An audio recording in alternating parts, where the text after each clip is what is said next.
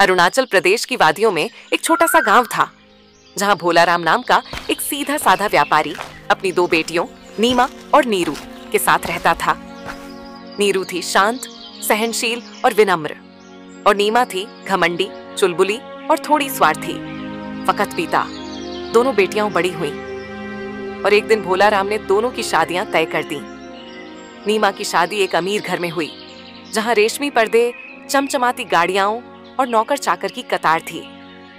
वहीं नीरू ने अपने मनपसंद राजू से शादी की, एक गरीब मगर मेहनती युवक। अब एक बहन महलों में थी और एक झोपड़ी में, पर क्या सुकून सिर्फ रेशम में होता है?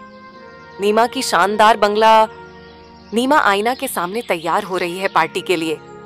नौकरानी से पूछती है, अरे ओ शीला, जरा ये दे, आज की पार्टी में ये सोने वाला हार पहनूं या हीरा वाला? मैडम, आप तो दोनों पहनोगे तो भी अच्छी लगोगी, लेकिन आज वीआईपी आएंगे तो मैं कहती हूँ हीरा वाला पहन लीजिए। सही कहा, मैं ही तो इस शहर की क्वीन हूँ, सबसे सुंदर, सबसे अमीर। मैं नीमा हूँ। नीमा की जिंदगी ऐशो आराम से भरी थी, लेकिन उसके चेहरे पर वो सुकून कभी नहीं था जो उसके पास होना चाहिए था। दूसरी तरफ नीरू झोपड़ी में थी, अपने पति और बच्चे के लिए खाना बना रही थी, खुशियों से मुस्कुरा रही थी।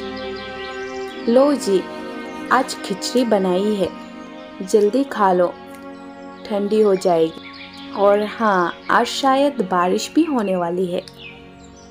नीरू, तुम्हारे लिए दुख होता है। काश तुमने मुझसे शादी न की होती तो नीमा की तरह आराम से रहती। अरे कैसी बात करते हैं आप? क्या मैं आपको बोझ लगती हूँ, या मैंने आपको कुछ मांगा, या मैं तंग कर रही हूँ, ये ला के दो वो ला के दो? तो फिर? नहीं रे पगली, तुम कभी चूल्हे के पास खाना नहीं बनाई थी घर पर, यहाँ पर, लेकिन 2 साल से तुम चूल्हे के पास बैठी हो, तकलीफ होती है। छोड़िए ये सब बात, जल्दी खाना खाइए, वरना मैं गुस्सा कर दूंगी। हाँ। लेकिन उन दोनों के बीच प्यार था, और प्यार ही सबसे बड़ी दौलत होती है। खाना वाना खाकर नीरू और राजू बातें कर रहे थे, तभी जोरदार बारिश और आंधी तूफान आता है। राजू की घर जोर जोर से हिलने लगता है। बच्चा ठंडियों से कांप रहा था। नीरू बच्चा को फटे हुए स्वेटर ओढ़ती है। आजी देखिए, घर हिल रहा है और बच्चे को तेज बुखार है। नीरू, मैं डॉक्टर के पास गया था, लेकिन उसने दवा देने से मना कर दिया है। बोला है पहले पैसा दो। हे भगवान, इस गरीब पर थोड़ी दया करो, तूफान रोक दो भगवान। नीरू, मेरे पास एक पैसा भी नहीं है। अब एक ही सहारा बचा है दीदी, मैं उन्हीं से मदद मांगूंगी। आप बाबू को संभालिए, मैं अब भी आती हूँ। बच्चा कांप रहा है, बारिश और आंधी का माहौल। नीरू दौड़ते हुए बारिश में भीगकर अपनी बहन के माहौल में पहुंचती है। वहां पर शानदार पार्टी चल रही थी। नीरू अपनी बहन को आवाज लगती है,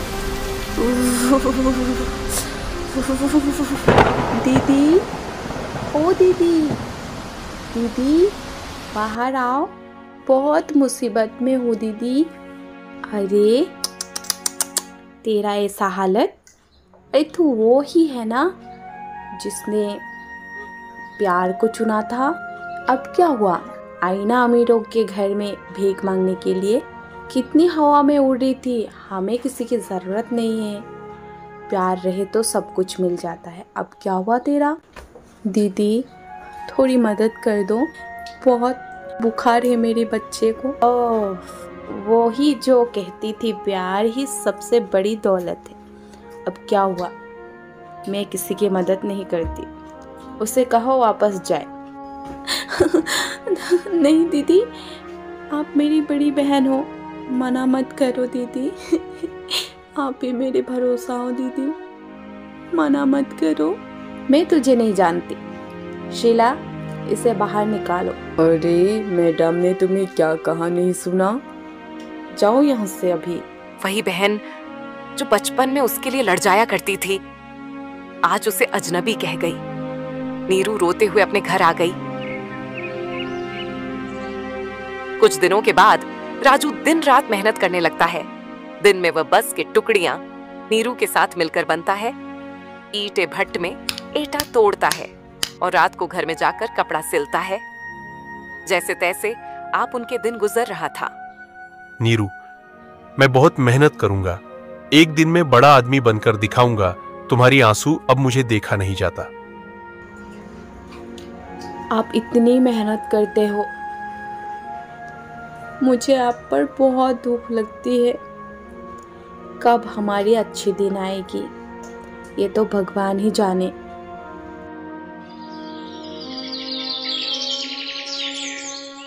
अगले दिन सुबह नीरू मंदिर में जाती है। वहां पर उसे एक बाबा मिलते हैं। क्या बात है बेटा, क्यों इतना उदास हो? क्या बताऊं बाबा, मेरे पति दिन रात मेहनत करते हैं पर हमारी दुख कमी ही नहीं हो रही, पर हम तब भी खुश ही है। अच्छा, यह बात है। यह को नील कमल का बीज इसे ले जाकर किसी जगह में रोप देना। यह ऐसा वैसा बीज नहीं है, यह जादू बीज, ये तुम्हारी किस्मत को बदल देगा। पर बेटा, लालच कभी नहीं करना, यह हमेशा याद रखना। अरे कैसे बातें कर रहे हैं बाबा, हमारे घर में लालच की तो जगह ही नहीं है और घमंड ये सब तो हम लोग करते ही नहीं।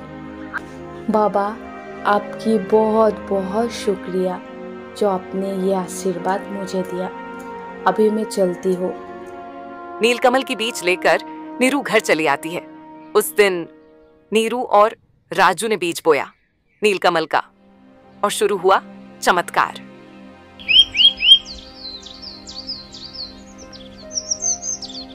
कुछ दिनों के बाद खेतों में नीलकमल के फूलों से बढ़ गया और उसकी महक चारों ओर फैल गया।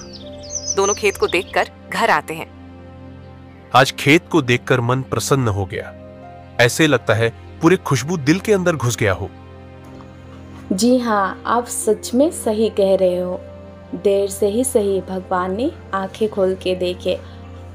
अब इन फूलों से पैसा आएगा, क्यों ना एक होटल खोले और भूखे को खाना मुफ्त में दे। अरे पगली, तुम जो कहोगे वही होगा। मेरी बीवी कुछ बात कहे और मैं वह ना सुनूं, ऐसे कभी हो सकता है? अच्छा ठीक है, फिर चलिए ये बात मम्मी को भी बताते हैं। मम्मी तो खुश हो जाएंगे और उनके आशीर्वाद की भी बहुत ज़रूरत है हमें। माँ जी, कल हम एक होटल खोल रहे हैं, आप आशीर्वाद करना। जैसे हमें किसी ने मदद नहीं किया था, हम गरीबों को मुफ्त में खाना बांटेंगे। हाँ मैया, तू हमें आशीर्वाद कर कि हमारा कारोबार में बरकत हो। मेरी आशीर्वाद हमेशा तुम दोनों के साथ है बेटा। भगवान तुम्हें खूब तरक्की दे।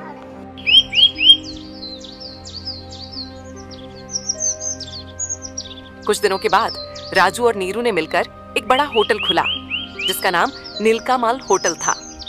नीलकमल होटल में गरीबों को खाना बांटने लगे। दोनों के नाम पूरे शहर में फैल गया।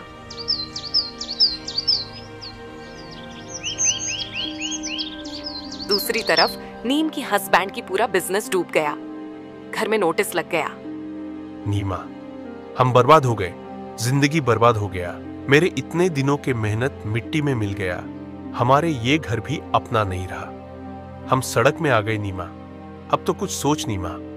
ए जी, अब तो हम पूरी तरीके से बर्बाद हो चुके हैं। अब हम कहाँ जाए, क्या खाए? अब मेरे पास भी कुछ नहीं बचा। जितना जो था सब खर्च हो चुकी है। हे भगवान।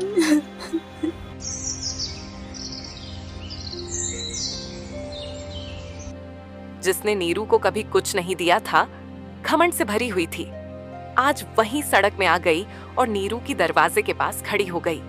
नीमा रो रो के अपनी बहन नीरू से माफी मांगती है।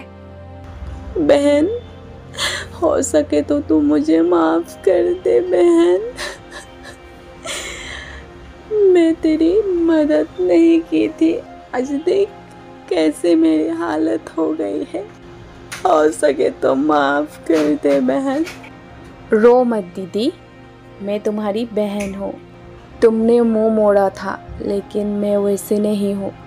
आओ यहाँ पर बैठो। हम दोनों से जितना हो सकेगा उतना मदद करेंगे हम दोनों आपकी। तो मेरी प्यारे प्यारे दोस्तों, इस कहानी से हमें यह शिक्षा मिलती है, जिसका दिल बड़ा होता है उसी के पास असली दौलत होती है। वक्त कभी भी किसी का एक जैसा नहीं रहता। इसीलिए अगर आज आप सक्षम हैं तो किसी जरूरतमंद की मदद जरूर कीजिए, क्योंकि कल आपकी भी जरूरत हो सकती है। और दोस्तों, जल्दी से फटाफट कमेंट में अपना राय लिखो और चैनल को सब्सक्राइब कर दें।